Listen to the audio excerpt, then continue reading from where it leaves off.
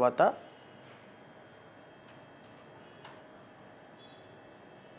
అంటే మాకు అవగాహన ఉన్నంత వరకు, ఇంతకుముందు ఏం జరిగిందో చరిత్ర చెప్తూ ఉంటుంది కదా,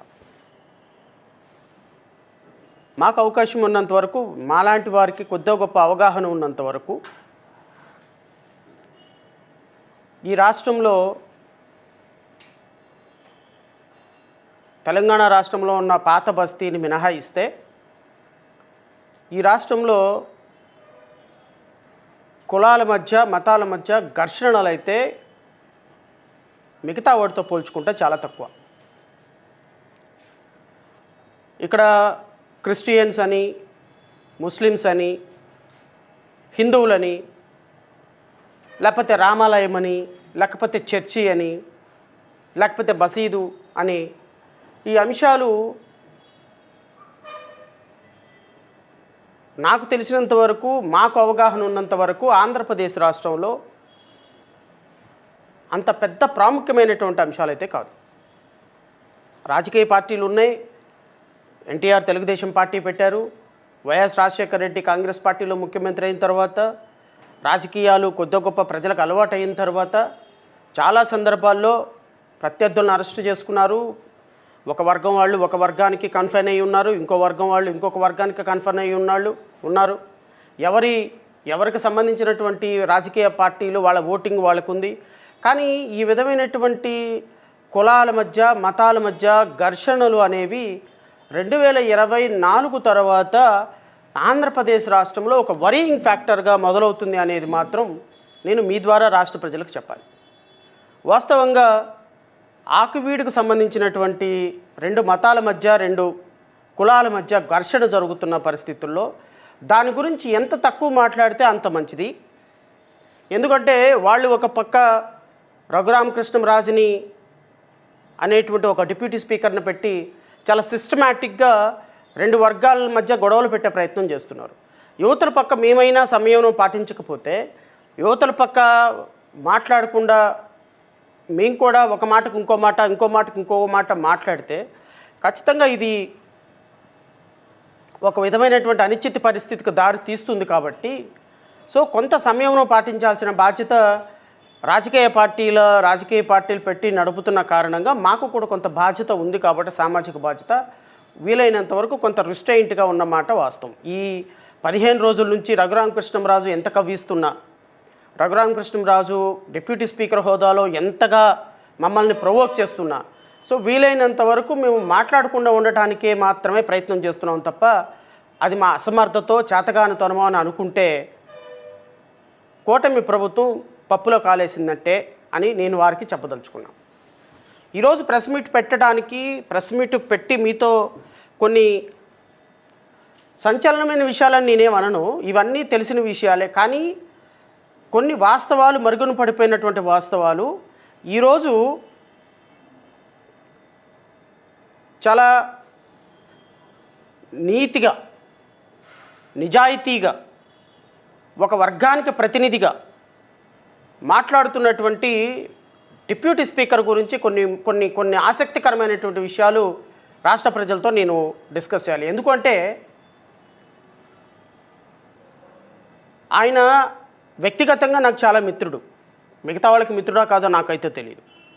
బహుశా 19-24 మధ్య కొన్ని వేల సార్లు మేము మాట్లాడుకుని ఉంటాం, కలిసి చాలా దూరం, చాలా సందర్భాల్లో నేను ఢిల్లీ వెళ్ళినప్పుడు ఆయన ఆతిథ్యం ఇచ్చాడు, ఆయన ఇంట్లో భోజనం చేసాం.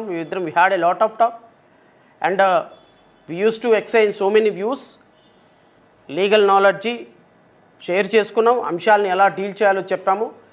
కాబట్టి అలాంటి అంశాలు, వ్యక్తిగతమైన అంశాలు నేనైతే ఏం షేర్ చేసుకోను. కానీ నిన్న రఘురామకృష్ణంరాజు మాట్లాడినటువంటి చాలా అభ్యంతరకరమైనటువంటి ప్రెస్ మీట్ చూసిన తర్వాత, నిన్న ఆయన నా కోసం ఎక్స్పెషల్లీ చేసిన కామెంట్లు చూసిన తర్వాత, ఈ మధ్య ఒక ప్రముఖ ఛానల్లో ప్రసారమైనటువంటి క్రాస్ ఫైర్ అనేటువంటి ఒక దీంట్లో మాట్లాడిన తర్వాత నేను రాష్ట్ర ప్రజలకి కొన్ని నిజాలు చెప్పాల్సినటువంటి బాధ్యత, నిజాలు చెప్పాల్సిన సమయం ఆసన్నమైందని ఈరోజు నేను మీ ద్వారా రాష్ట్ర ప్రజలకు నిజాలు చెప్పే ప్రయత్నం చేస్తాను. కూటమి ప్రభుత్వం అధికారంలోకి వచ్చిన తర్వాత ఫస్ట్ దాడి ఆంధ్రప్రదేశ్ రాష్ట్రంలో ఎందుకనో నాకైతే తెలీదు. ఈ మాట నేను ఎప్పటికీ నాకు అర్థం కాని ఒక విషయం ఏంటి అంటే, ఎప్పటికీ నాకు అర్థం కాని విషయం ఏంటి అంటే 14 సంవత్సరాలు ముఖ్యమంత్రిగా పనిచేసి ఇప్పుడు 2.5 సంవత్సరాల నుంచి ముఖ్యమంత్రిగా పనిచేస్తున్నటువంటి చంద్రబాబు నాయుడు గారు నా పర్సనల్ వ్యక్తిగతమైనటువంటి అభిప్రాయం దృష్ట్యా సెక్యులర్వాది. వారు ఒక కులాన్ని కానీ ఒక మతాన్ని కానీ ప్రమోట్ చేయరు. బహుశా ముఖ్యమంత్రి గారికి వారి వ్యక్తిగతమైనటువంటి ఏ దేవుడి మీద నమ్మకం ఉంటుందో ఆ దేవుడిని చాలా స్ట్రాంగ్గా ఆయన బిలీవ్ చేస్తారు. కానీ ఆయన ఏ రోజు కూడా క్రిస్టియన్లని, ముస్లిమ్స్ అని, హిందువులని వేరు చేసి మాట్లాడటం నేనైతే వినలా. కానీ మొట్టమొదటిసారిగా 2024 సంవత్సరంలో 164 సీట్లతోటి అధికారంలోకి వచ్చినటువంటి కూటమి ప్రభుత్వం ఒక దుర్మార్గకరమైనటువంటి ఎజెండాని రాష్ట్రంలో ప్రాపగేట్ చేయడానికి ప్రయత్నం చేస్తుంది. ఏంటి ఆ ఎజెండా అంటే, ఇక్కడ క్రిస్టియన్లని జీసస్ని ఒక గూఢచారులుగానో లేకపోతే ఒక దుర్మార్గులుగానో చూపించే ప్రయత్నం చేస్తున్నారు. లేకపోతే వీళ్ళు సమాజం నుంచి వెలివేతకు గురైనటువంటి వ్యక్తులుగా చూపించే ప్రయత్నం చేస్తున్నారు. అది అసెంబ్లీ సాక్షిగా జరుగుతుంది, తిరుమల వెంకటేశ్వర స్వామి సాక్షిగా జరుగుతుంది, అండ్ పవిత్రమైనటువంటి గుళ్ళల్లో కూడా జరుగుతుంది. నాకు అర్థం కాని విషయం ఏంటి అంటే, ఒక ముఖ్యమంత్రిగా సుదీర్ఘమైనటువంటి అనుభవం ఉన్నటువంటి ముఖ్యమంత్రి చంద్రబాబు నాయుడు ఈరోజు కులాల మధ్య, అంటే మతాల మధ్య, నువ్వు క్రిస్టియను, నువ్వు జీసస్ని పూజిస్తావు, నువ్వు ముస్లిము, నువ్వు హిందూ అని మాట్లాడేటువంటి ఒక దుష్ట సంస్కృతి రావటానికి ప్రధానమైనటువంటి కారణం ఏంటి? గౌరవ ఉప ముఖ్యమంత్రి కూడా ముఖ్యమంత్రి గారి ఆరోపణలను నిజం చేస్తూ, ఆరోపణలకు ఊతం ఇస్తూ, తిరుమల లడ్డూలో ఒక అపవిత్రం జరిగిందనేటువంటి ఒక అంశాన్ని భుజాన వేసుకొని సనాతన ధర్మం అనేటువంటి ఒక అంశాన్ని తెర మీదకి తీసుకొచ్చి, ఈ సనాతన ధర్మం అంటే హిందువులు క్రిస్టియన్స్ని, ముస్లిమ్స్ని ద్వేషించటమే అనేటువంటి ఒక దుర్మార్గకరమైనటువంటి ఆలోచనకి అసెంబ్లీ సాక్షిగా ఆయన ఒక దుస్సాహసం చేశాడు. నేను ఇంతకుముందు ప్రెస్ మీట్లోనే చాలా సందర్భాల్లో చెప్పాను, ఒక ముఖ్యమంత్రి ఒక ఉప ముఖ్యమంత్రి హోదాలో ఉండి ఒక ఆవిడ బైబిల్ పట్టుకున్న వాళ్ళ ఆవిడ ఏ విధంగా టీటీడీ చైర్మన్ భారీగా ఉండజాలదు అని మాట్లాడినటువంటి ఒక ముఖ్యమంత్రి,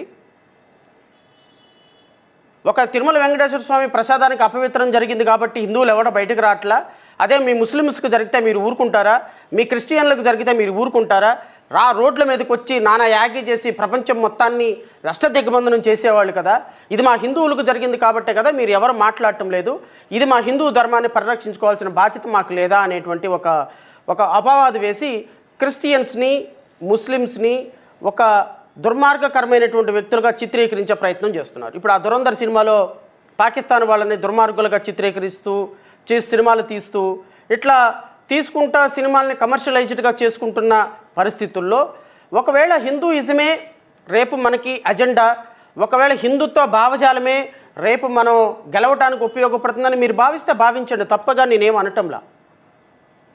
ఎందుకంటే నిన్న ఒక గౌరవప్రదమైనటువంటి స్థానంలో ఉన్నటువంటి ఒక కాన్స్టిట్యూషనల్ పోస్ట్లో ఉన్నటువంటి ఒక రఘురామకృష్ణరాజు నిన్న చేసినటువంటి దుర్మార్గకరమైనటువంటి కామెంట్స్ మీద ఈ రాష్ట్రంలో ఉన్న కోట్ల మంది, అంటే ఆయన ఏమంటాడు అంటే, ఈ రాష్ట్రంలో ఎస్సీలు ఎవరున్నారు, అందరు క్రిస్టియన్లే కదా, అందరు చర్చిలకు వెళ్తున్న వాళ్ళే కదా, ఎస్సీలు ఎవడున్నాడు, ఎస్సీలు ఎవడు లేడు, 95% క్రిస్టియన్స్ అందరూ కూడా, ఎస్సీలు అందరూ కూడా చర్చిలకు వెళ్తున్నారు.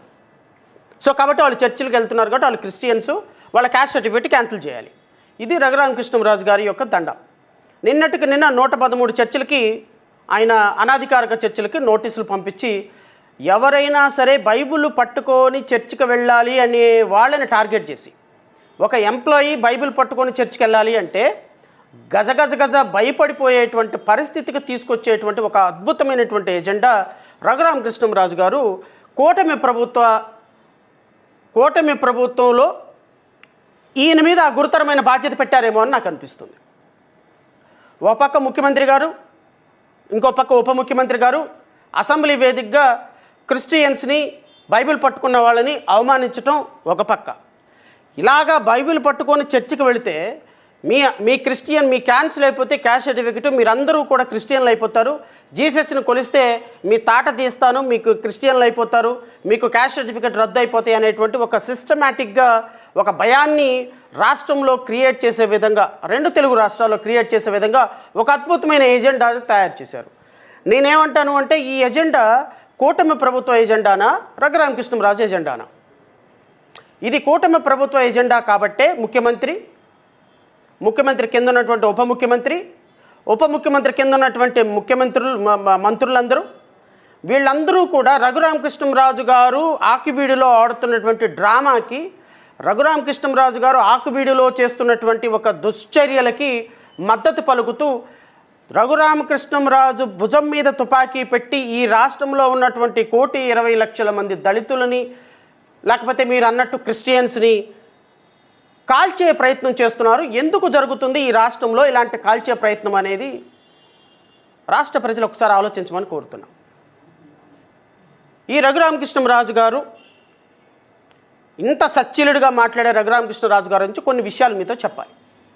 సహజంగా ఒక వ్యక్తి మెంబర్ ఆఫ్ పార్లమెంట్గా ఉన్నప్పుడో లేకపోతే ప్రజాప్రతినిధిగా ఉన్నప్పుడో ఆయన గురించి వ్యక్తిగతంగా మాట్లాడాల్సిన అవసరం లేదు, లేకపోతే ఇంకో మాట్లాడాల్సిన అవసరం లేదు. కానీ రాజ్యాంగబద్ధమైన పదవిలో ఉన్నటువంటి ఒక డిప్యూటీ స్పీకర్ గురించి మాత్రమే నేను మాట్లాడుతున్నాను. ఈ ప్రవచనాలు చెప్పేటువంటి రఘురామకృష్ణంరాజు గారు అసలు ఆయన నేపథ్యం ఏంటి, ఆయన వ్యవహారం ఏంటి అనేది తెలుసుకోవాల్సిన బాధ్యత కూడా మీకు ఉంది, రాష్ట్ర ప్రజలకు ఉంది. ఈ రఘురామకృష్ణంరాజు గారు హిందూ ధర్మాన్ని కాపాడుతున్నాను, హిందూ ధర్మానికి నేను ప్రతీక అని చెప్పుకునేటువంటి రఘురామకృష్ణంరాజు గారు శ్రీరాముడి ప్రతీకగా భావించి ఆయన లక్షణాలని పుణికిపుచ్చుకున్నాను అని చెప్పుకునేటువంటి రఘురామకృష్ణరాజు నిన్న చాలా నీలి మాటలు, ఏదో నీలి కుమారులు, కోటు కుమారులు, లేకపోతే ప్రబుద్ధులు, శుద్ధ ప్రబుద్ధులు, లేకపోతే 77 ఓట్లు వచ్చినాయి, వీళ్ళ వల్ల ఏమో జరుగుతుంది. నాకు బాధ అనిపించింది ఏంటి అంటే రఘురామకృష్ణంరాజు గారి మీద దాడి జరిగింది అని భావించి ఆయన ఒక టీవీ ప్రెస్ మీట్లో మాట్లాడుతూ, నేను రామాలయాన్ని దర్శించడానికి అక్కడికి వెళితే అక్కడ ఉన్నటువంటి దళితులు లేకపోతే క్రిస్టియన్లు చాలామంది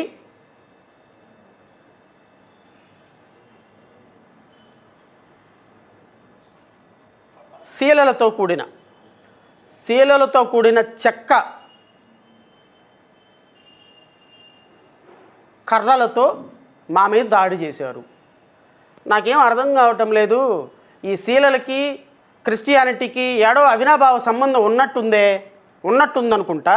అందుకని శీలలు కొట్టినటువంటి చెక్కలు తీసుకొని మా మీదకి వచ్చారు. అంటే ఈయన వెటకారం ఏంటి అంటే జీసస్ క్రైస్టుని శీలలు కొట్టి ఆయన సిలువేశారు.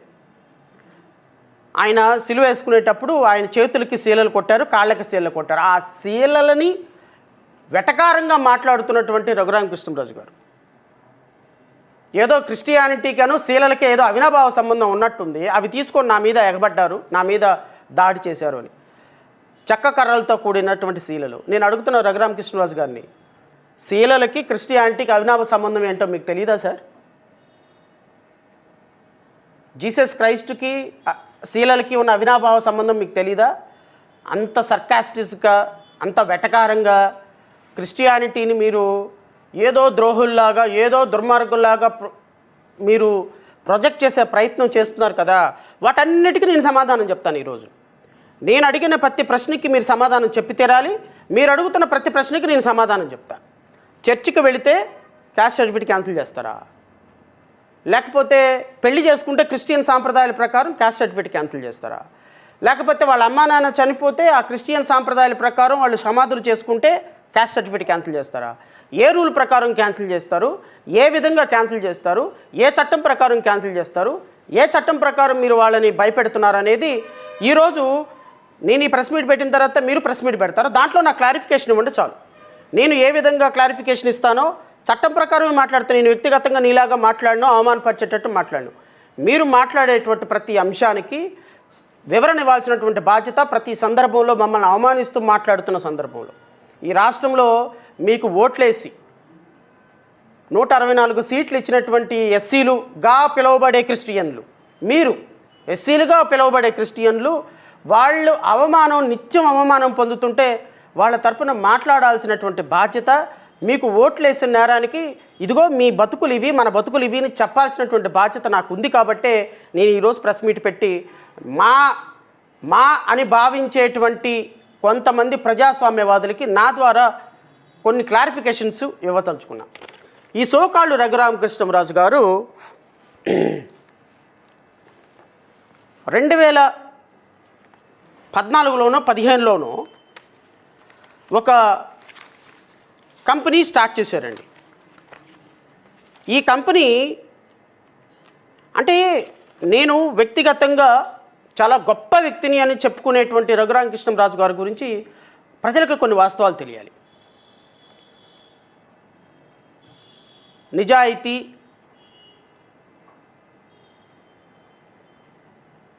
మాటిస్తే మాట మీద నిలబడే తత్వం, ఎవరిని మోసం చేయని ఒక నిజాయితీ తత్వం, తెల్ల చొక్కా తెల్ల పంచా వేసుకొని నేను ఖద్దరు తెల్ల చొక్కా తెల్ల పంచా వేసుకున్న మహాత్మా గాంధీకి ప్రతిరూపాన్ని అని చెప్పుకునేటువంటి రఘురామకృష్ణంరాజు గారి గురించి కొన్ని వాస్తవాలు రాష్ట్ర ప్రజలకు చెప్తా.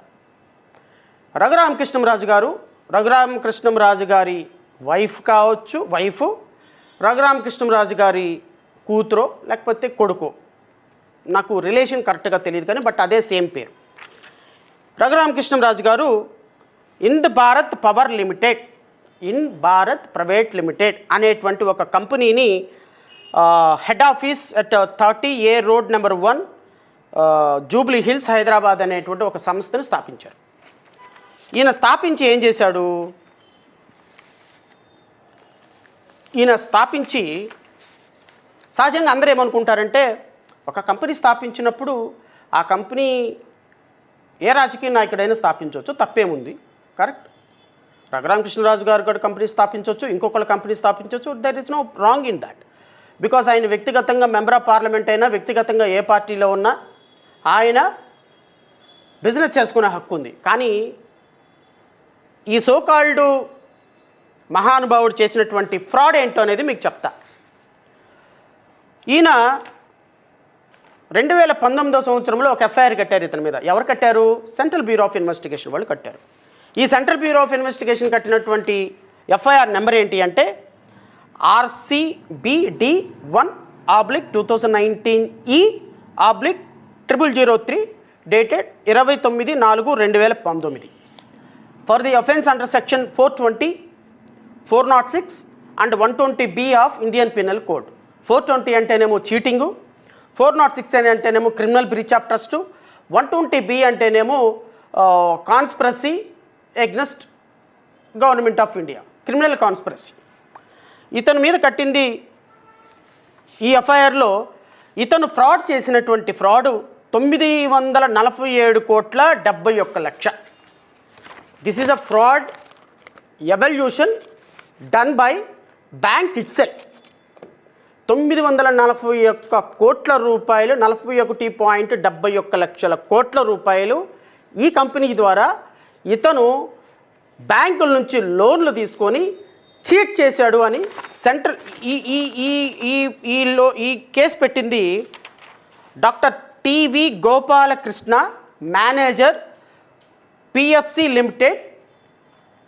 Number 2 Pradeep Kumar DM PFC limited and Shri Vijay Kumar Kameshwari DGM REC limited, Krishnan DGM FCL New Delhi, TR Mukundan DM FCL New Delhi. వీళ్ళంతా కూడా ఫైనాన్స్ కంపెనీలు, గవర్నమెంట్ ఫైనాన్స్ చేసేటువంటి కంపెనీలు. రఘురామకృష్ణంరాజు అనేటువంటి వ్యక్తి 947.71 కోట్ల రూపాయలు లోన్ తీసుకొని ఫ్రాడ్ అకౌంట్ల ద్వారా కంపెనీ బిజినెస్ చేస్తున్న కంపెనీకి నాకు లోన్ ఇవ్వండి అని లోన్ తీసుకొని ఆ లోన్ మొత్తాన్ని తన వ్యక్తిగతమైనటువంటి ఖాతాల్లోకి మళ్లించుకొని మా బ్యాంకుల్ని ఫ్రాడ్ చేశాడు, హీజ్ ఎ చీటర్ అని బ్యాంక్ అఫీషియల్స్ లాడ్జ్ చేసినటువంటి ఎఫ్ఐఆర్. ఎవరెవరి మీద లాడ్జ్ చేశారండి? ఈయన కనుము Raghuramakrishnamraju director number 1, Madhusudan Reddy number 2, ఇంకా ఎవరో ఉన్నారు, వాళ్ళ గురించి మనకు అవసరం లేదు. సో ఈ 2019లో కట్టినటువంటి ఎఫ్ఐఆర్ ద్వారా ఈయన చేసినటువంటి ఫ్రాడు 941 కోట్ల రూపాయల 71 లక్షలు. This is number 1. Number 2,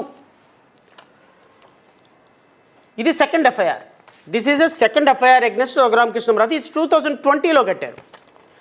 RCBDB 1/2020 E0006 dated 6/10/2020.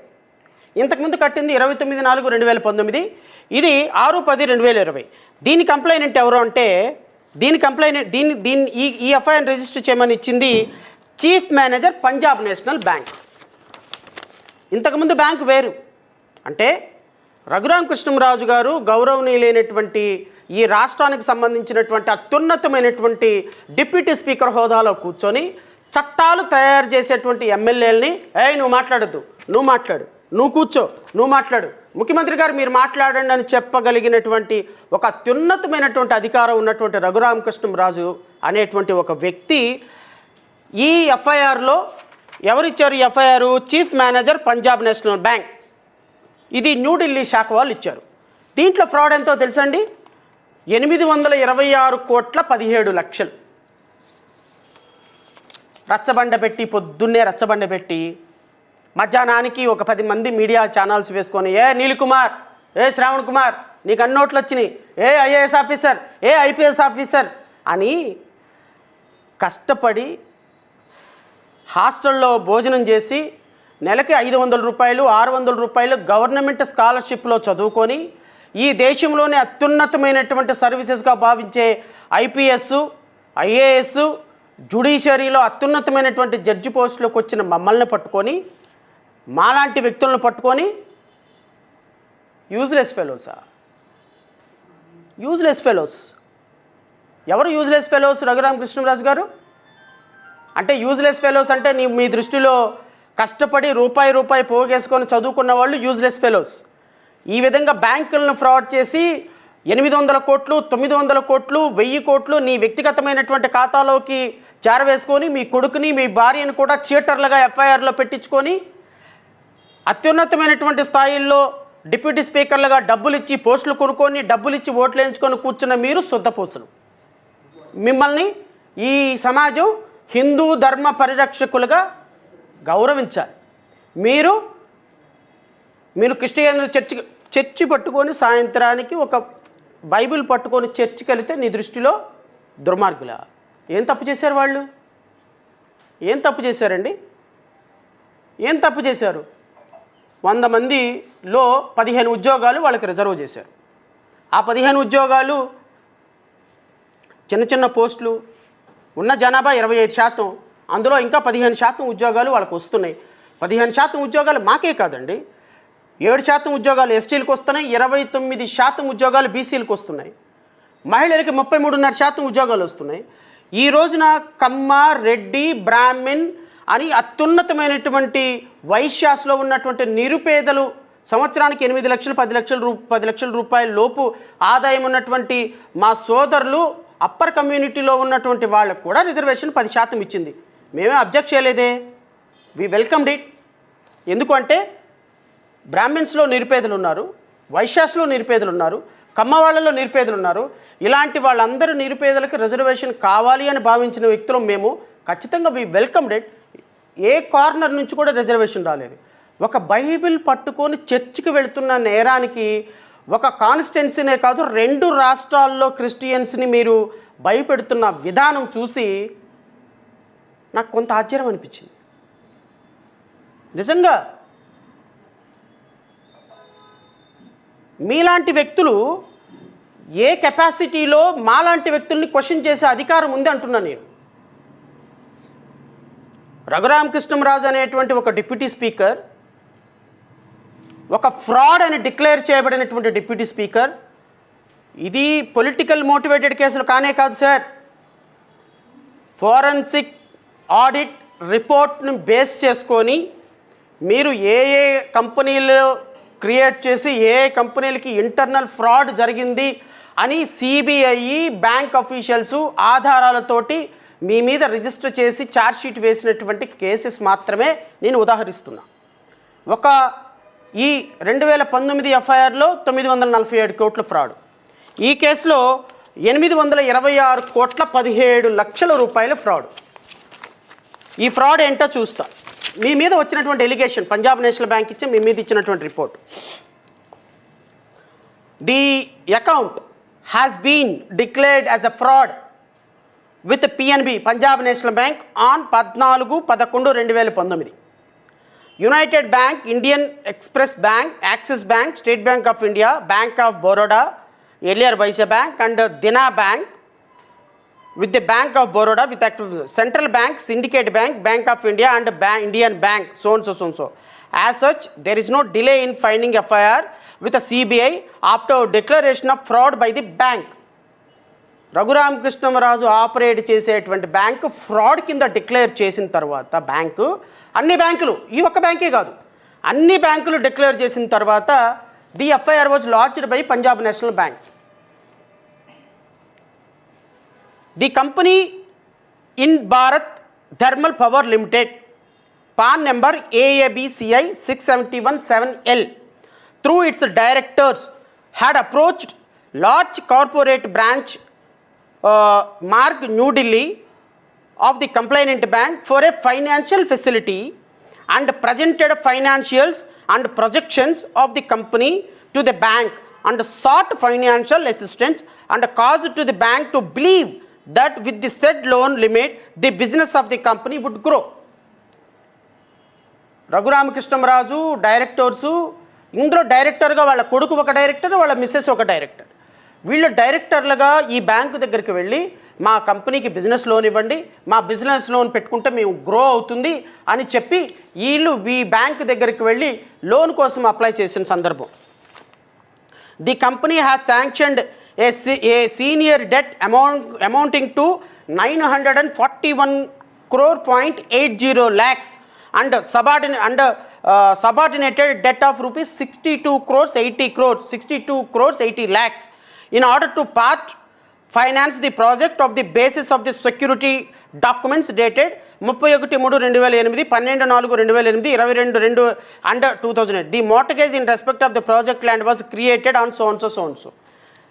ఒక బ్యాంకులో లోన్ కావాలి అని సెక్యూరిటీ పెట్టి వీళ్ళు 941.80 లక్షల రూపాయలు అండ్ 62.80 లక్షల సబ్సిడీ లోన్ తీసుకొని మొత్తం ఈ బ్యాంకుకి లోన్ తీసుకొని వీళ్ళు ఏం చేశారు అంటే, ఈ సోకాల్డ్ సనాతన ధర్మాధికారి, హిందూ ధర్మ పరిరక్షకులుగా భావించబడి తనను తానుగా ప్రొజెక్షన్ చేసుకున్నటువంటి గౌరవనీయులైనటువంటి డిప్యూటీ స్పీకర్ గారు ఈ 941 కోట్ల రూపాయలు మొత్తం గుండు సున్నా పెట్టాడు. ఎవరికి? బ్యాంకులకి. బ్యాంక్ అంటే ఎవరు? Public money.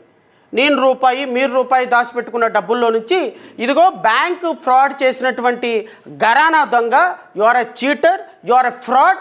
And not only Raghuramakrishnaraju గారు వైఫ్ అండ్ సన్ను ఫ్రాడ్గా డిక్లేర్ చేసి ఫ్రాడ్ అకౌంట్గా డిక్లేర్ చేసినటువంటి మీరు ఎవరి గురించి మాట్లాడతారండి? నెంబర్ 3 ఎఫ్ఐఆర్, ఇంకో ఎఫ్ఐఆర్ ఉంది మహానుభావుడు మీద. ఈ ఎఫ్ఐఆర్ లాంచ్ చేసింది ఎవరయ్యా అంటే deputy general manager, state bank of India. దీని FIR number RCBD1 2021/E/200002 dated 24/3/2021.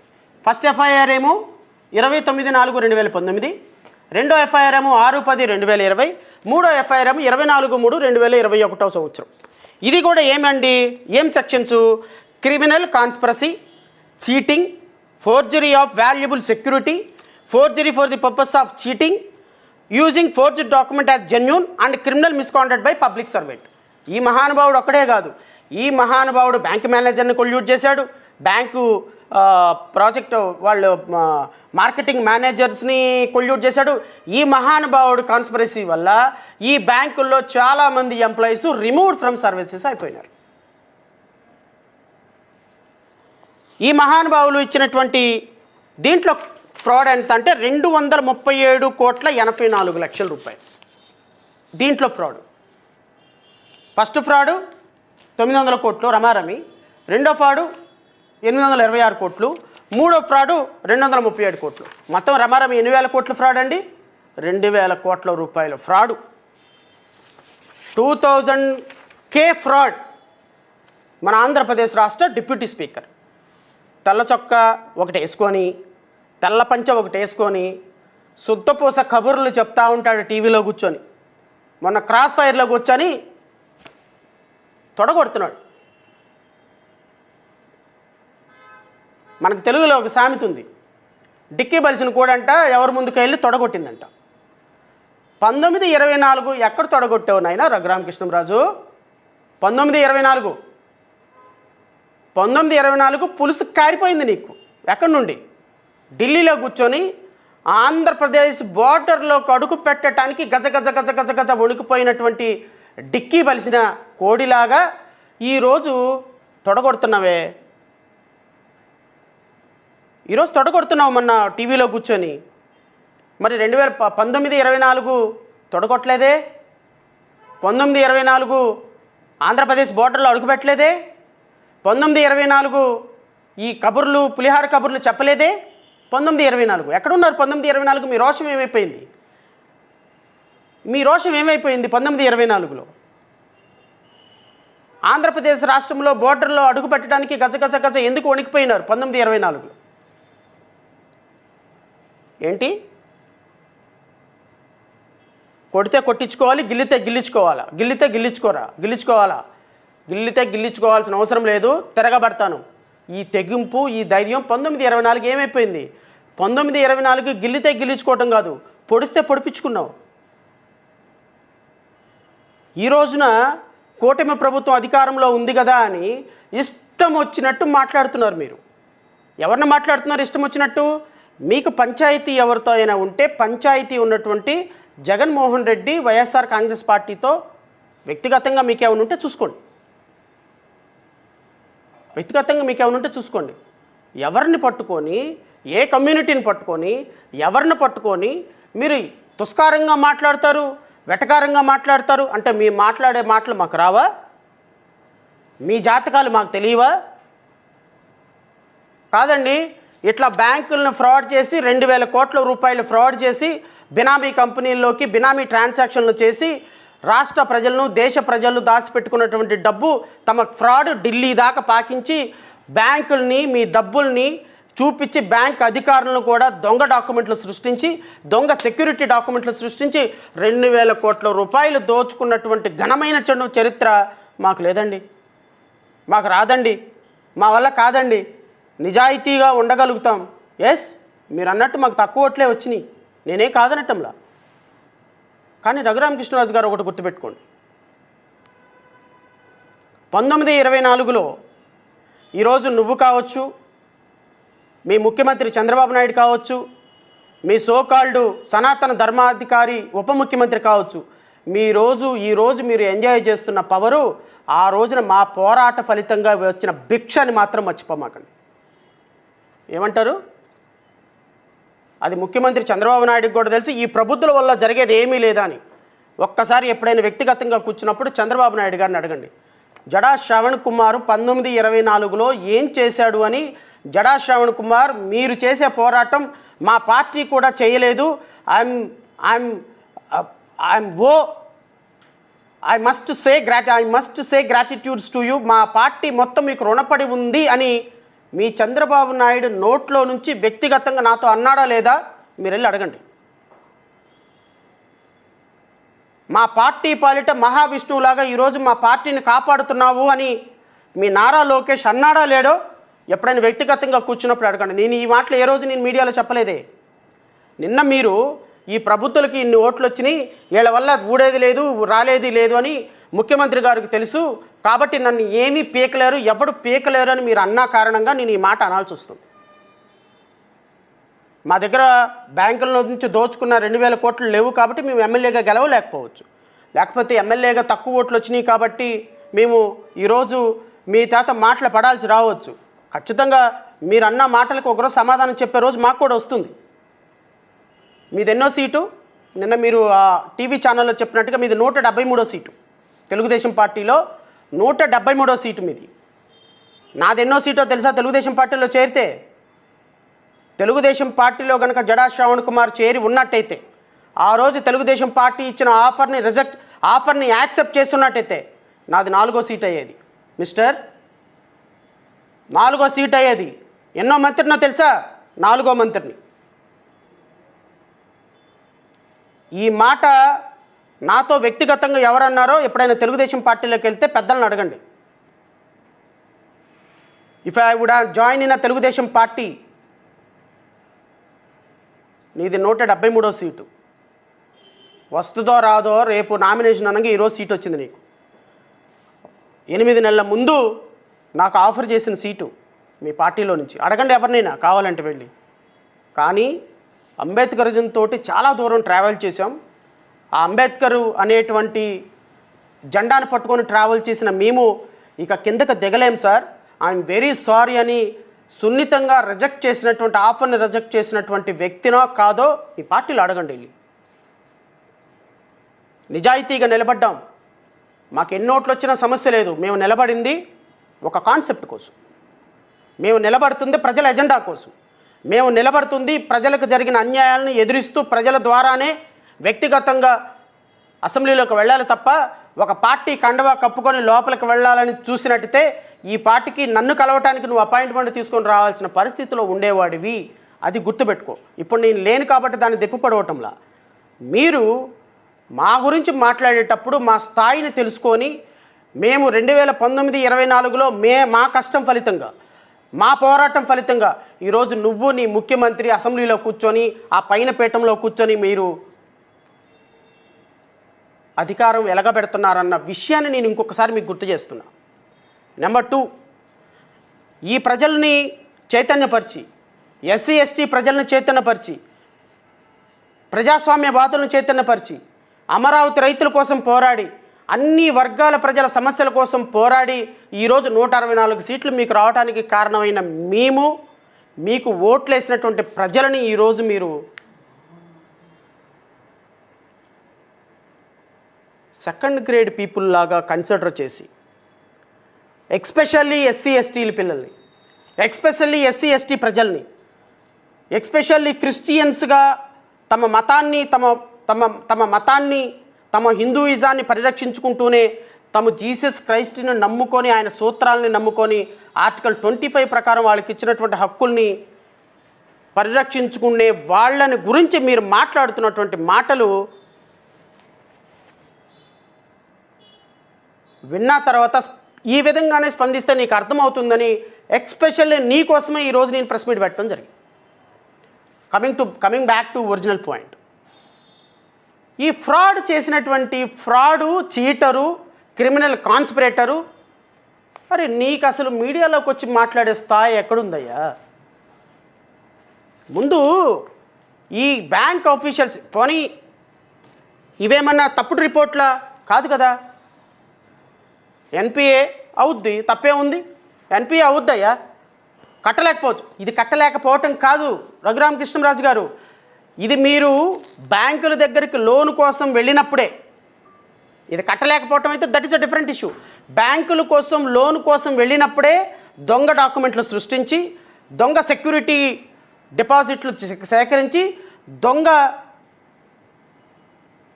అకౌంట్లు సృష్టించి, బినామీ కంపెనీలు సృష్టించి, ఆ బినామీల కంపెనీల ద్వారా మీకు బ్యాంకు గ్రాంట్ చేసినటువంటి లోన్ని రూట్ చేసి ఎక్కడికక్కడ ఆ బ్యాంకుల్ని ఫ్రాడ్ చేయాలనే ఉద్దేశంతోనే మీరు చేసినటువంటి క్రైమ్ ఇది అని సిబిఐ డిపార్ట్మెంట్ తేల్చి మిమ్మల్ని దోషిగా మీ మీద ఫైల్ చేసినటువంటి ఫోరెన్సిక్స్ ఆడిట్ రిపోర్టులతో సహా మీ జాతకం మొత్తం చెప్తుంది. నేను డబ్బులు కట్టలేకపోయినాను, ఎన్పిఏ అయింది, తప్పే ఉంది. నేను 100 లక్షల రూపాయలు లోన్ తీసుకున్నా, నెలకు 10,000 ఈఎంఐ, 2 ఈఎంఐలు కట్టా, 3 ఈఎంఐలు కట్టా, 4వ ఈఎంఐకి నా ఆర్థిక పరిస్థితి బాగాలేదు కాబట్టి అమ్మ నేను కట్టలేకపోతున్నాను, మిగతా 6 ఈఎంఐలు కట్టలేకపోతున్నాను, నన్ను క్షమించండి, నాది ఎన్పిఏ చేసేసేయండి, నా దగ్గర ఏమన్నా ఉంటే అది కూడా మీరు తీసుకొని వెళ్ళిపోయి చేయండి అనేది ఇది జెన్యూన్. ఎవరికైనా జరిగేటువంటి అంశాలే. కానీ మీది అది కాదు కదా. మీరు తీసుకుంటున్న 900 కోట్ల రూపాయలు, 840 కోట్ల రూపాయలు, 234 కోట్ల రూపాయలు తిరిగి కట్టే ఉద్దేశం మీకు లేదు అని మీకు మొదట్లోనే తెలుసు. బ్యాంకుల నుంచి దొంగ సెక్యూరిటీలు, దొంగ డాక్యుమెంట్లు పెట్టి లోన్లు తీసుకొని దాన్ని మీ పర్సనల్ అకౌంట్లోకి మార్చుకొని మీరు ఈ దేశంలోనే ఒక ఫైనాన్షియల్ ఫ్రాడ్గా ఎదగాలి అనుకునేటువంటి ప్రయత్నం ఆదిలోనే చేసినటువంటి ఒక క్రిమినల్ చీటర్ మీరే కాదు, మీ ఫ్యామిలీలో వ్యక్తులు కూడా దీంట్లో ఇన్వాల్వ్ అయి ఉన్నారు. Because they are also floated as a directors. మీరు సుత్తపూసలాగా, నిజాయితీ పరుల్లాగా మమ్మల్ని అనే స్థాయి ఎక్కడుందా నీకు? నువ్వు డిప్యూటీ స్పీకర్ అయితే అవ్వు, తప్పేముంది? నీ దగ్గర డబ్బులు ఉన్నాయి. చంద్రబాబు నాయుడుకి కావాల్సింది డబ్బులు, నారా లోకేష్కి కావాల్సింది డబ్బులు, వాళ్ళు నీకు పోస్ట్ ఇస్తారు. మీరు ఈ రోజున ఒక వర్గం మీద విషం చిమ్ముతున్నటువంటి విధానం పట్ల నేను ఖచ్చితంగా మీకు సమాధానం చెప్పాలి. ఈ మధ్యకాలంలో చాలా ఎక్కువ మాట్లాడుతున్నారు మీరు. ఏమని? ఎవరైనా ఒక హిందూ మాల ఆర్ మాదిగా చర్చికి వెళితే కాస్ట్ సర్టిఫికేట్ క్యాన్సిల్ చేయొద్ది. ఎవరైనా హిందువుగా ఉన్నటువంటి ఎస్సీ క్రిస్టియన్ మ్యారేజ్ చేసుకుంటే వాళ్ళ కాస్ట్ సర్టిఫికేట్ క్యాన్సిల్ అయిపోద్ది. నెంబర్ 3, ఎవరైనా తన తల్లిదండ్రులు చనిపోతే క్రిస్టియన్ మత సాంప్రదాయాల ప్రకారం వారి తల్లిదండ్రుల్ని క్రిమేషన్ చేసినా, బరియల్ చేసినా వాళ్ళు క్రిస్టియన్స్ అయిపోతారు, వాళ్ళ క్యాస్ట్ సర్టిఫికేట్ క్యాన్సిల్ అయిపోతుంది. ఇది మీరు భారతీయ జనతా పార్టీ ఆంధ్రప్రదేశ్లో మీడియా ఊళ్ళో వాళ్ళ పెళ్ళికి కుక్కలు హడావుడి చేసినట్టు ఈ మధ్య చేసినటువంటి హడావుడి. నేను మీ ద్వారా మీడియా సోదరులను కూడా అడుగుతున్నా, మీడియా అధిపతులను కూడా అడుగుతున్నా, భారతీయ జనతా పార్టీ ఎజెండాలోకి ఎంటైర్ మీడియా ట్రాప్ అవ్వటం అత్యంత దురదృష్టకరం. ఈ మధ్యకాలంలో సుప్రీంకోర్టు జడ్జిమెంట్ ఇచ్చింది. ఆ జడ్జిమెంట్ని పట్టుకొని ప్రొఫెస్ అంటే చర్చికి వెళ్తే చాలు క్యాన్సిల్ అయిపోతుంది. చర్చికి వెళ్తే చాలు, నువ్వు జీసస్ నీ ఫోటో ఇంట్లో ఉంటే చాలు, నీ క్యాస్ట్ సర్టిఫికేట్ క్యాన్సిల్. 1950 ఆర్డర్ ఏం చెప్తుంది? నువ్వు ఇఫ్ యూ ప్రొఫెస్ క్రిస్టియానిటీ నీ క్యాస్ట్ సర్టిఫికేట్ క్యాన్సిల్ అయిపోతుంది. రఘురామకృష్ణంరాజు గారి కళ్ళల్లో ఆనందం అంతంతా కాదు ఆ మాటలు చెప్పేటప్పుడు. నేను ఈ మీడియా ప్రెస్ మీట్ ద్వారా దేశంలో, రాష్ట్రంలో ఉన్న ప్రతి హిందువులుగా, మాదిగగా ఉన్నటువంటి హిందూ సోదరులు ఎవరైతే జీసస్ క్రైస్ట్ని నమ్ముకుంటారో వాళ్ళందరికీ చెప్పదలుచుకున్నా, రఘురామకృష్ణంరాజు ఆర్గ్యుమెంట్ కానీ, మొన్న సుప్రీంకోర్టు జడ్జిమెంట్ కానీ, ఈ మీడియా చేస్తున్న హడావుడి సున్నా, దాని ఇంపాక్ట్ సున్నా. మొన్న ఇచ్చినటువంటి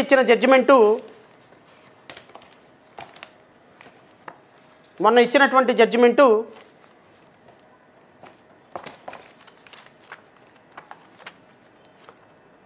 ఇద్దరు జడ్జిలు ఇచ్చినటువంటి ధర్మాసనం, ఇద్దరు జడ్జిలు ఇచ్చినటువంటి ధర్మాసనం దాని పేరు Chintada Anand versus state of Andhra Pradesh.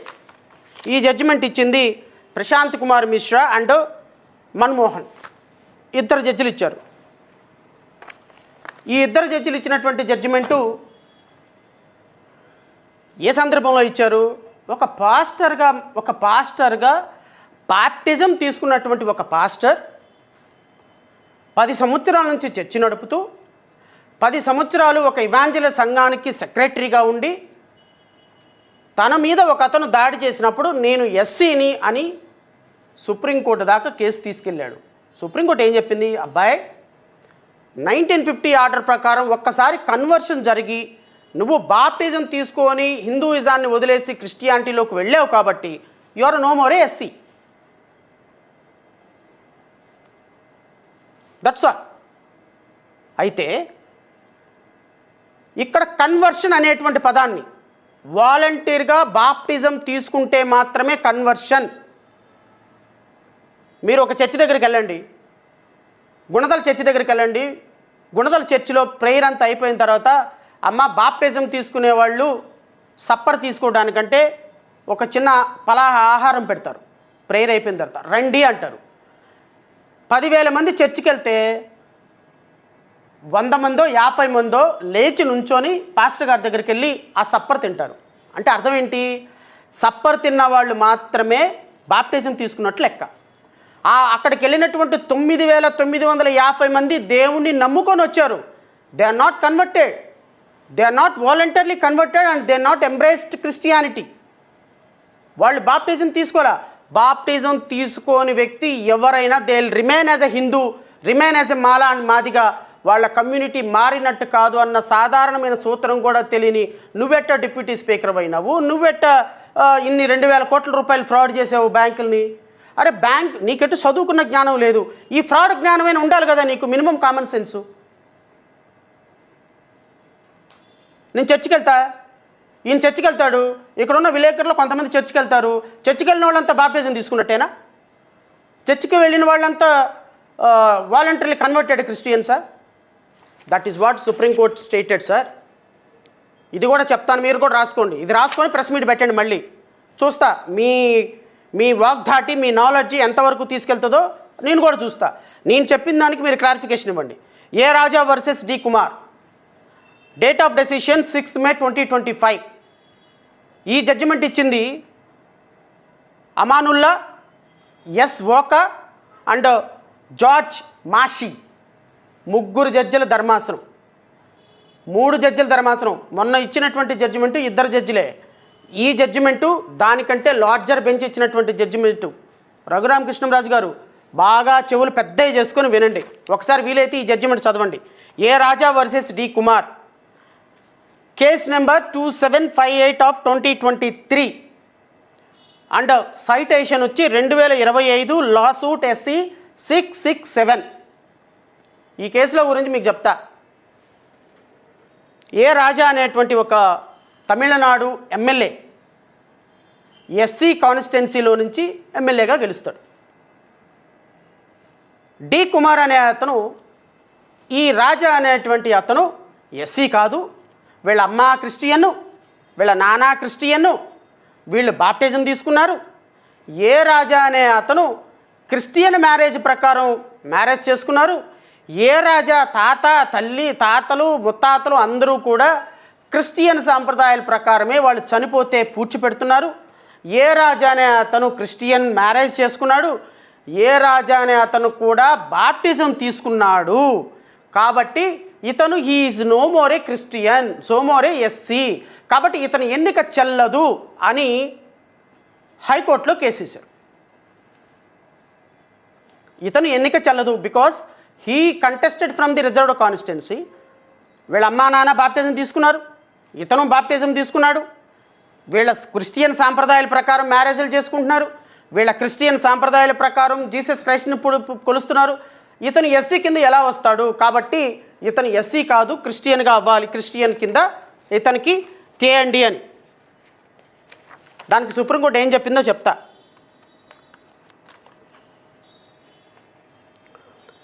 Para number 32. This is a hotly contested between the parties. The respondent election petitioner contended that appellant's parents had converted into Christianity and the entries of family including the appellant were baptized. In this regard, certain registers of the CSI church were produced before High Court.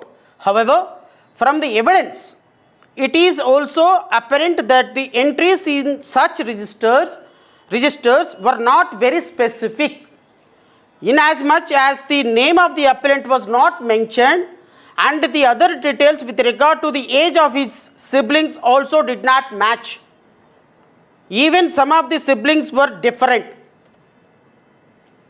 ఎవరైతే ఏ రాజా అనేటువంటి MLA ఉన్నాడో అతను baptism తీసుకున్నాడని CSI church నుంచి కొన్ని రిజిస్టర్లు తీసుకొని వెళ్ళి హైకోర్టులో మార్క్ చేశారు.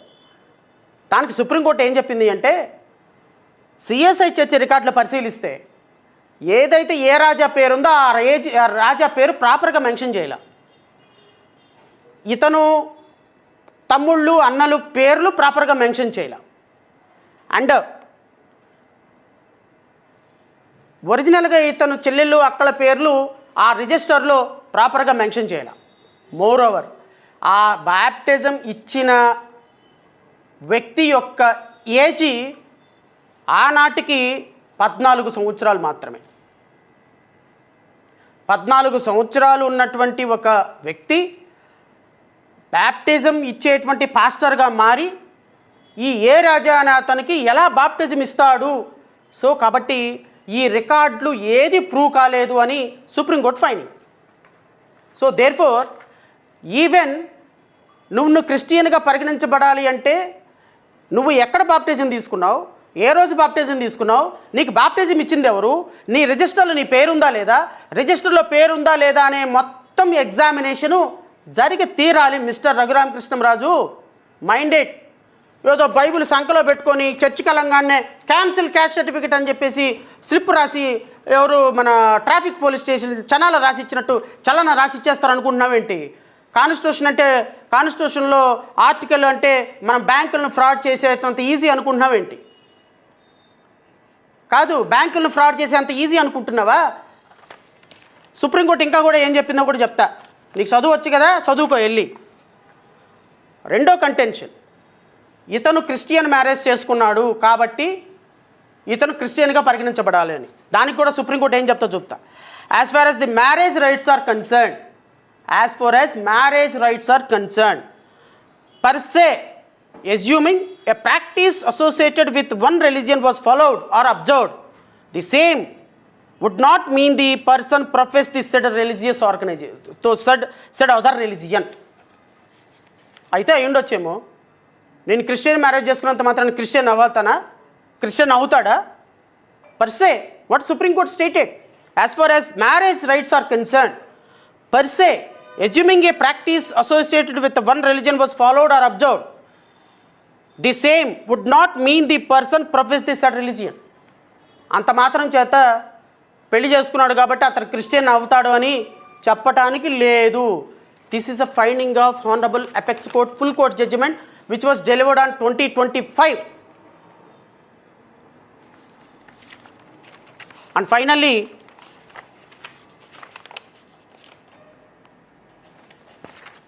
what Supreme Court stated,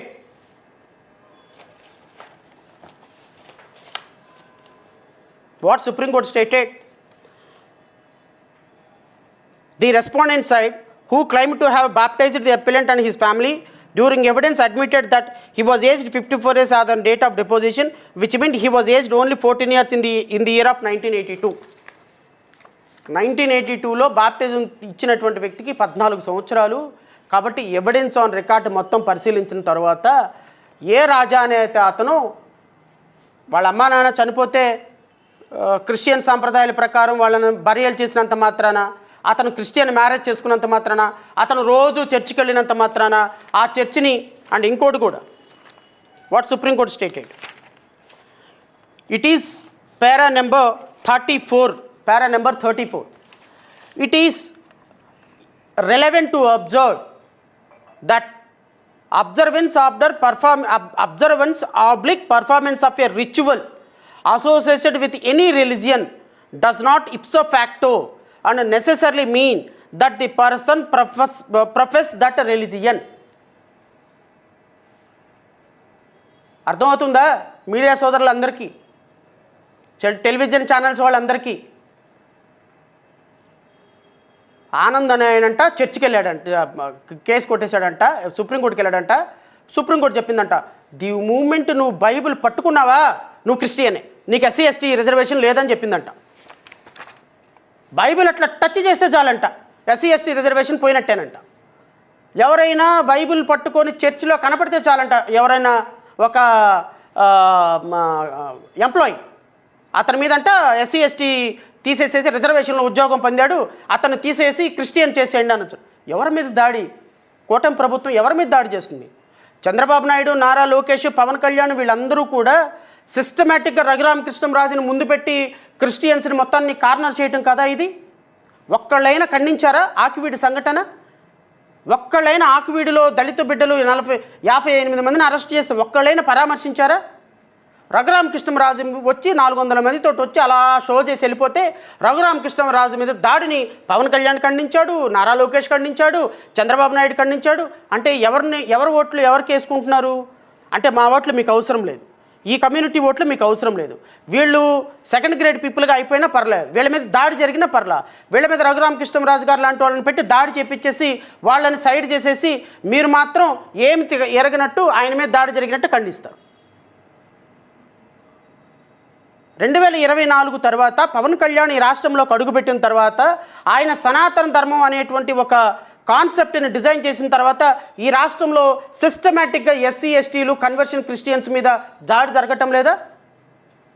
దీన్ని నిలువరించాల్సిన బాధ్యత కూటమి ప్రభుత్వానికి లేదా? అంటే కూటమి ప్రభుత్వం 24% ఓటు శాతాన్ని ఒక్క షాట్లో వద్దనుకుంటుందా? రఘురామకృష్ణంరాజు గారు లాంటి వ్యక్తి ఈరోజు సిస్టమేటిక్గా ఒక దాడి మీద చర్చిల మీద దాడులు చేస్తుంటే కనీసం ఏందే రఘురామకృష్ణంరాజు గారు అలా దాడి చేయకూడదు, మన సెక్యులర్ కంట్రీ, చర్చిలు నడుపుకుంటారు, మసీదులు నడుపుకుంటారు, హిందువులు నడుపుకుంటారు, తప్పేముంది దానికి, ఎందుకు మీరు దాన్ని ఆ విధంగా చేస్తారు, దయచేసి మీరు ఆగండి అని ఒక మాట మాట్లాడారా? మీకు ఒకటి చూపిస్తా.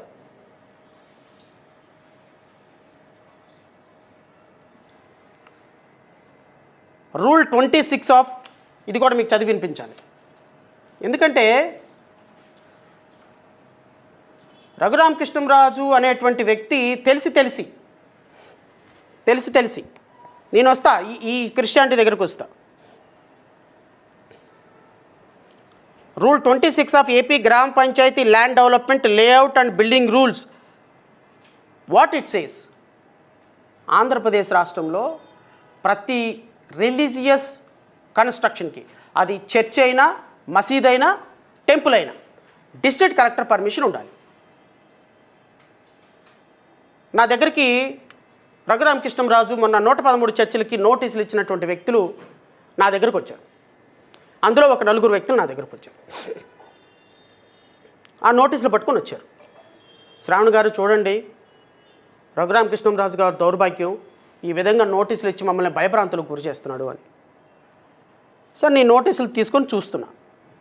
అంతలోకి పక్కన ఇంకొక అతను వ్యక్తి అన్నాడు, శ్రావణ్ గారు ఆకివీడిలో ఊండి కాన్స్టిట్యున్సీలో రమారమి నాకు తెలిసి 1000 టెంపుల్స్ ఉన్నాయి శ్రావణ్ గారు, 1000 టెంపుల్స్. 1000 టెంపుల్స్లో ఒక్క టెంపుల్కి కూడా జిల్లా కలెక్టర్ పర్మిషన్ ఉండదు.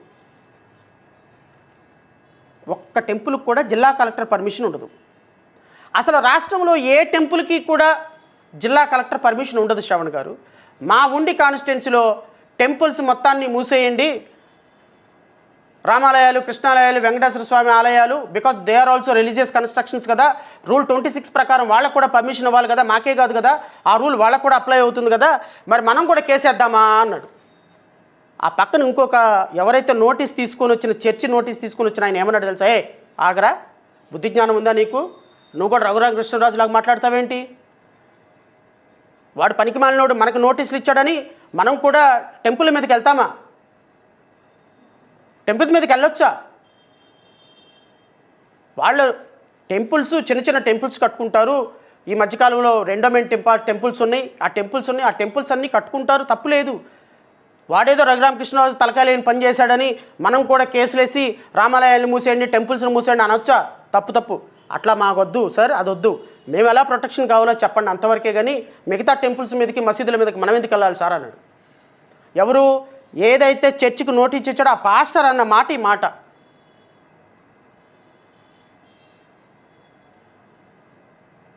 నాకు అనిపించింది అప్పుడు, ఈ రఘురామకృష్ణరాజులు, పవన్ కళ్యాణ్లు ఎంతమంది వచ్చినా ఈ దేశంలో ఆర్టికల్ 25 ఉన్నంత వరకు ప్రజల మధ్య సామరస్యతని ఎవరు తొలగించలేరు అని నాకు అర్థమయ్యి. మంచి మాట అన్నారండి, మంచి మాట అన్నారు. రాష్ట్రంలో ఏ టెంపుల్కి రాష్ట్రంలో ఎక్కడ దాకా ఎందుకండి, రెయిన్ ట్రీ పక్కన పెద్ద వెంకటేశ్వర స్వామి ఆలయం ఉంటుందండి, రెయిన్ ట్రీ అపార్ట్మెంట్స్ పక్కన. కనీసం దానికి నయా పైసా పర్మిషన్ లేదు. రాష్ట్రంలో ఏ టెంపుల్స్కి పర్మిషన్ లేదు. అలాగని మనం టెంపుల్స్ మీదకి వెళ్తామా? చిన్న చిన్న వాళ్ళు కట్టుకుంటారు, 10 రూపాయలు 20 రూపాయలు 100 రూపాయలు సాయంత్రానికి చందాలు తెచ్చుకుంటారు చర్చిలోళ్ళు. వాళ్ళని బ్రతకనిద్దాం, తప్పేముంది? మీకు ఇబ్బంది అనిపించినప్పుడు ఖచ్చితంగా కేస్ టు కేస్ బేస్ తీసుకోవచ్చు. అంతేగాని వరుస పెట్టి చర్చిల మొత్తాన్ని మూసేపిద్దాము, మసీదుల మొత్తాన్ని మూసేపిద్దాము. ఎవరిని టార్గెట్ చేస్తుంది కూటమి ప్రభుత్వం నాకు అర్థం కావటం. రఘురామకృష్ణంరాజు వ్యక్తిగతంగా క్రిస్టియన్ని, వ్యక్తిగతంగా ఎస్సీలని, వ్యక్తిగతంగా రిజర్వేషన్లు పొందేవాళ్ళని, వ్యక్తిగతంగా నేను అడుగుతున్నా రఘురామకృష్ణరాజుని, ఎస్సీ ఎస్టీ కేసులు పెట్టిన వాళ్ళకంటే డబ్బులు ఇస్తుందంట గవర్నమెంటు. ఎక్కడ డబ్బులు ఇస్తుంది? ఇప్పి చూపించవా డబ్బులు? ఈ రాష్ట్రంలో ఎంత డబ్బులు చట్ట ప్రకారం ఉన్నప్పటికీ కూడా కనీసం రూపాయి కూడా రిలీజ్ చేయటంలా మీ ప్రభుత్వం. మీ ప్రభుత్వం కాదు, ఏ ప్రభుత్వం రిలీజ్ చేయటంలా. ఎందుకు ఇంత పగ? ఒక కమ్యూనిటీ, మీకు ఓట్లేసిన కమ్యూనిటీ మీద ఇంత పగ ఎందుకు? సుప్రీంకోర్టు ఏం చెప్పిందో చెప్పిన తర్వాత నేను ముగిస్తా. It is relevant to observe that mere observance or performance of a ritual associated with any religion does not ipso facto and necessarily mean that the person professes that religion. ఏదో వాళ్ళ సాంప్రదాయాల ప్రకారం పెళ్ళిళ్ళు చేసుకున్నంత, వాళ్ళ సాంప్రదాయాల ప్రకారం చనిపోతే పూడ్చిపెట్టుకోవటం, వాళ్ళ సాంప్రదాయాల ప్రకారం చర్చికి వెళ్ళటం, వాళ్ళ సాంప్రదాయాల ప్రకారం దశమ భాగాలు ఇవ్వటం, ఇవేమీ కూడా ప్రొఫెస్ చేసినట్టు కాదు, కన్వర్షన్ అయినట్టు కాదు. That is why the term used in 1950 order is profess, signifying that a person, although born in a particular religion, can profess another religion inter alia by practicing the rituals of that other religion as the basis tenets of his beliefs and lifestyle. Adherence merely to some rituals or to another religion would not tantamount to give up the original religion unless the person concerned makes such belief explicit. ఎక్స్ప్లిసిట్గా నేను ఆ కులాన్ని, ఆ మతాన్ని, ఆ సాంప్రదాయాన్ని నమ్ముతూ conversion అయ్యానని చెబితే తప్ప merely observance or performance of the rituals of the particular community does not ipso facto mean conversion or profess. This is what a wider meaning given by honourable supreme court in 2025 constitutional bench, full bench. కాబట్టి ఇన్ని నీతి సూక్తులు చెప్పేటువంటి రఘురామకృష్ణంరాజు, ఇన్ని శుద్ధపూస కబుర్లు చెప్పేటువంటి రఘురామకృష్ణంరాజు, ఈయన deputy స్పీకర్గా అయినటువంటి రఘురామకృష్ణంరాజు ఈ రోజు వరకు ఆయన తెలుగుదేశం పార్టీ సభ్యత్వానికి రాజీనామా చేయాల. తెలుగుదేశం పార్టీ సభ్యత్వానికి రాజీనామా చేయకుండా he is being continued as a deputy speaker of legislative assembly. How? ఒక స్పీకర్గా కాబడినటువంటి వ్యక్తి ఏ రాజకీయ పార్టీకి సంబంధించిన వ్యక్తి అయి ఉండకూడదు. మరి ఎందుకు you are being continued as a deputy speaker without even resigning for the party membership? The secretary has not received any communication from the speaker and the deputy speaker regarding resignation from the membership of their respective political parties. ఇది నాకు legislative assembly అధికారికంగా నాకు ఇచ్చినటువంటి information, assembly secretary ఇచ్చినటువంటి information. అంటే మీరు రఘురామకృష్ణంరాజు అనేటువంటి మీరు you are a official Telugudesam party member despite you holds a constitutional post of deputy speaker.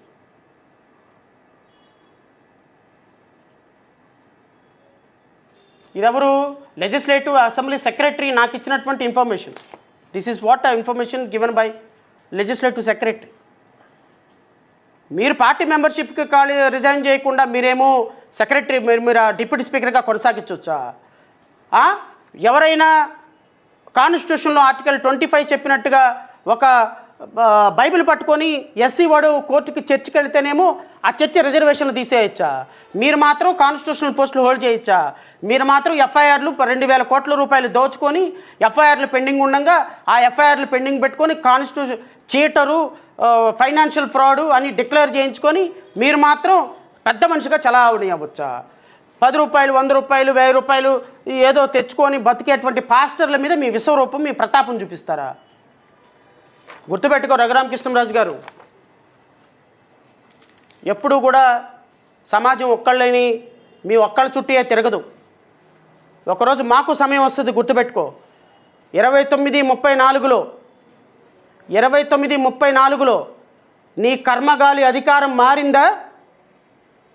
Bharatiya Janata party లాంటి పెద్ద పార్టీ తలుచుకున్నా ఈ రాష్ట్రంలో నీకు అడుగు పెట్టనివ్వదు. నేను భారతీయ జనతా పార్టీ తలుచుకున్నా సరే ఈ రాష్ట్రంలో నీకు నిలువ నీడుండదు. ఈరోజు నువ్వు చేస్తున్న అకృత్యాలకి, ఉండి ప్రజలు రాష్ట్రంలో చేస్తున్నటువంటి మీరు సృష్టిస్తున్నటువంటి గొడవలకి మీరు, మీ చంద్రబాబు నాయుడు, మీ పవన్ కళ్యాణ్, మీ నారా లోకేష్ జాతికి సమాధానం చెప్పి తీరుతారు. ఖచ్చితంగా ఫైనాన్షియల్ ఫ్రాడ్ కేసులో మిమ్మల్ని జైలుకి పంపించడం ఖాయం. ఈ రోజు నుంచి యుద్ధం మొదలైంది అని నేర్చుకోండి. ఈ రోజు నుంచి మీరు నా వెంట పడతారా, నేను మీ వెంట పడతానో పబ్లిక్లో తెలుసుకుందాం.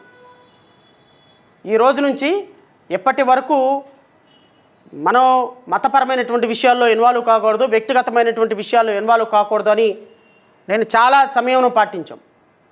మాకెళ్ళి మేమేమి ఫ్రాడ్లు చేయలేదు, మేమేమి క్రిమినల్ కేసులు ఇన్వాల్వ్. ఒకవేళ మా మీద క్రిమినల్ కేసులు ఉంటే రోడ్డు మీద ధర్నా చేసినాయో రాస్తారోకో చేసినవి ఉంటాయి. మీలా కాదు, మీలాగా ఫైనాన్షియల్ ఫ్రాడ్లు కాదు. వేల కోట్ల రూపాయలు ప్రజాధనాన్ని దోచుకొని ప్రజల కోసం ప్రజాసేవ చేస్తున్నట్టు కళ్ళబొల్లి మాట్లాడుతూ ముసల కన్నీళ్లు గార్చడం మాకు చేత కాదు. సుప్రీంకోర్టు జడ్జిమెంట్ని రాంగ్ ఇంటర్ప్రిటేషన్ చెప్పి కోట్ల మంది ప్రజల మీద వాళ్ళ మీద ఇబ్బందికరంగా ఏదో మీరు ఇట్లా చేస్తే వెళ్తారు, ఇట్లా చేస్తే వెళ్తారు, మీరు రిజర్వేషన్లో పోతారు. నీకు దమ్ము ధైర్యం ఉంటే పీకిచ్చు చూద్దాం. ఎంతమందిని పీకించగలుగుతావు చూస్తాను, పీకిచ్చు. ఎంతమంది క్యాస్ట్ సర్టిఫికేట్ క్యాన్సిల్ చేయిస్తావు, వచ్చి క్యాన్సిల్ చేయించు. నువ్వు క్యాన్సిల్ చేయించిన ప్రతి క్యాస్ట్ సర్టిఫికెట్ అన్లెస్ అతను వాలంటరీగా కన్వర్ట్ అయితే తప్ప, ఎస్సీగా ఉండి చర్చికి వెళ్ళిన, మత సాంప్రదాయాలు పాటించిన, పెళ్ళిళ్ళు చేసుకున్న, ఏమి చేసినా దశమ